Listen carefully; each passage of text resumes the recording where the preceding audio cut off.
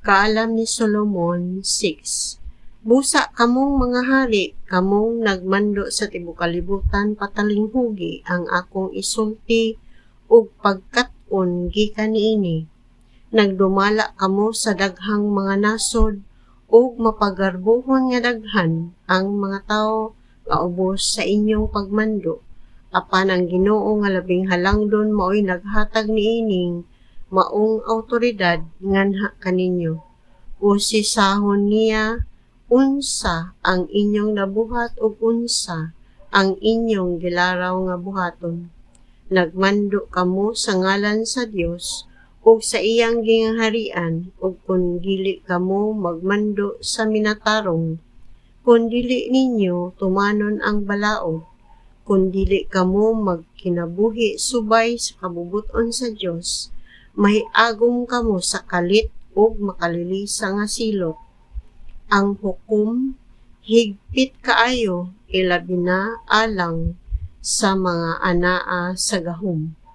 Ang ordinaryo nga tawo mahimo nga pasayloon sa iyang kasaypanan tungod sa kaluoy apan sila nga anaa sa gahom moatubang sa usa ka mahigpit nga hukom. Ang Ginoo sa tanan dili mahadlok kang bisan kinsa, bisan unsa pa siya kagamhanan. Siya mismo maoy nagbuhat sa tanan, gamhanan man o ordinaryo o giangay niya pagsangkap ang tanan. Apan iyang hukman ang binuhatan sa mga nagmando sa labaw nga kahigpit. Gamhanang mga hari, gisulat ko kini nga pulonga alang kaninyo aron mahibalo kamo unsaon pagkinabuhi subay sa kaalam ug paglikay sa mga sayo. Kini nga balaang butang ug kun inyo kining tagdon sa paagi nga balaan, kamo mismo isipon nga balaan. Kun makakat-on kamo niining pagtulon-ana, makahimo kamo pagpanalipod sa inyong kaugalingon sa adlaw sa paghukom.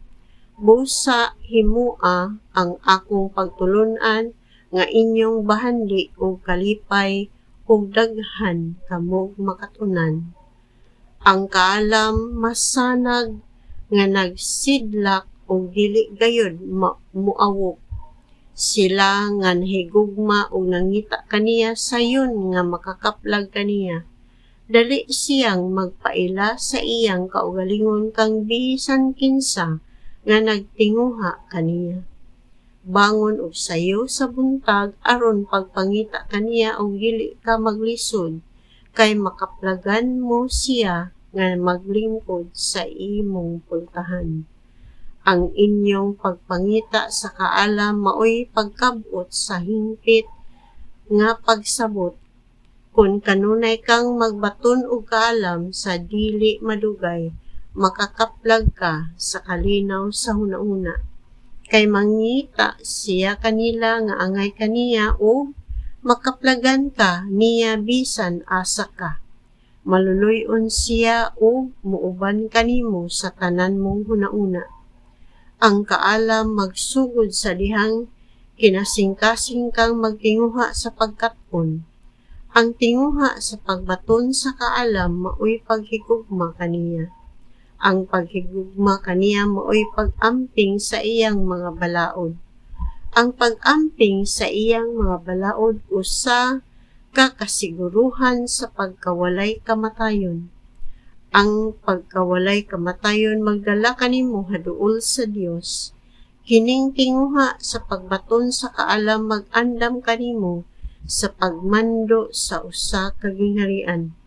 Busa kamo nga nagmando sa kanasuran kung gimahal ninyo ang inyong trono o sitro, pasidunggi ang kaalam aron magmando kamo hangtod sa kahangturan. Tug-anan ko kamo unsa ang kaalam ug unsay sinugdanan niini. Dili ako magtago bisan unsa. Subayon ko ang iyang kasaysayan gikan sa sinugdan ug ablihan ko alang sa tanan ang kahibalo may tungod kaniya. Wala ako'y ilimod nga bisan unsang bahin sa kamatuoran, dili ako maghinakog pinaagi sa pagtago sa akong kahibalo, tungod kay ang kaalam ug ang kahakog dili gayud mag-uban. Sa dihang magkaanam kadaghan ang mga maalamon nga mga tawo, labang mahilayo sa kadaot ang kalibutan. Ang usa ka antigo nga hari kasaligan nga maghatag sa iyang katawhan niining matanga sa kasiguruhan. Busa tun-i ang akong itudlo kaninyo karon ug magpahimulos kamo niini.